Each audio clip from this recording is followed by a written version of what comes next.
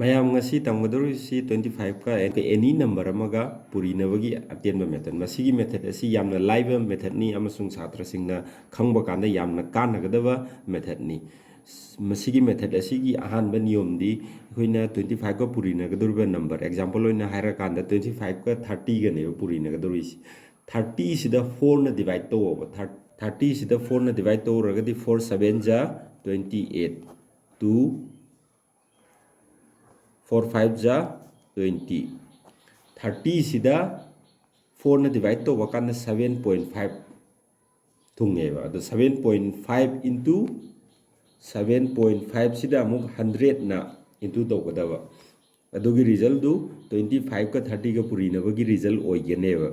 750 mathang example da amuk yengsi 25 ka 16 ga purina gadaba 25 ka 16 ga purina ba sida ekoi ahanba step ta kari dogani 16 sida 4 na divide to ganeba 16 sida 4 na divide to bada kya thungi 4 thungi 4 duga amka 100 ka purina gadaba 4 into 100 is equal to 400 mathang amuk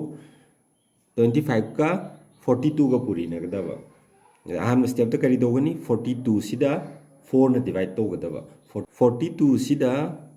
4 na divide to bakanda 10.5 thungne 10.5 sida kya na puri gadaba 100 na kya tare 1050 taganeba 25 ka 42 ka puri na bagi result si 1050 taganeba mathangi example among yengsi 25 ka 142 ka puri na gadaba 142 sida 4 na divide to bakanda kya thungani 4 3 ja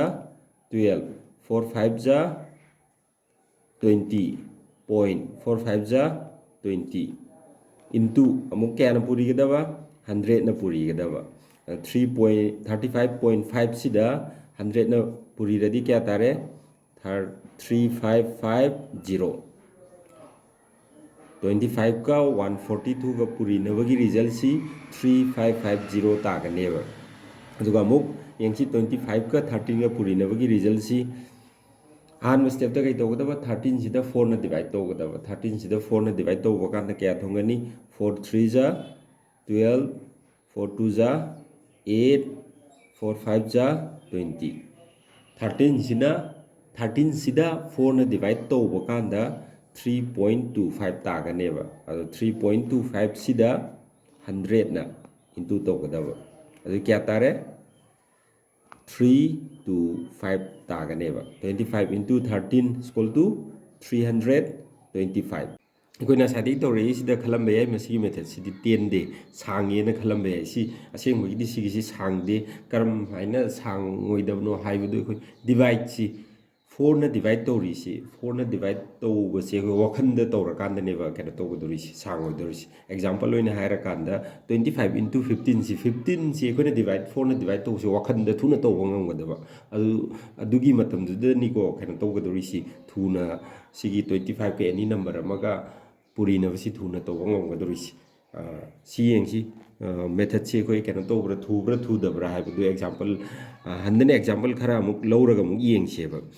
25 into 15 si 4 na divide to da kya thungi 3.75 si da 100 na into to radi kya tare 375 25 into 20 si da 4 na divide to radi kya thungi 5 si da 100 na into to radi 500 25 into 120 si da 4 na divide to radi kya thungi 30 si da 100 na into to radi 3000 25 into 19 sida 4 na divide to radi kya thungi 4.75 sida 100 into to radi 475 subaina to bangam gadabne ba divide city te khoi thuna to bangam na ba practice to tare 4 na divide to is yam luru 4 na te wakhan da dum to bangam bane ba subscribe to our YouTube channel Rasil Education for central government job exams and other important tips, shortcut methods, knowledge, job notification updates, etc.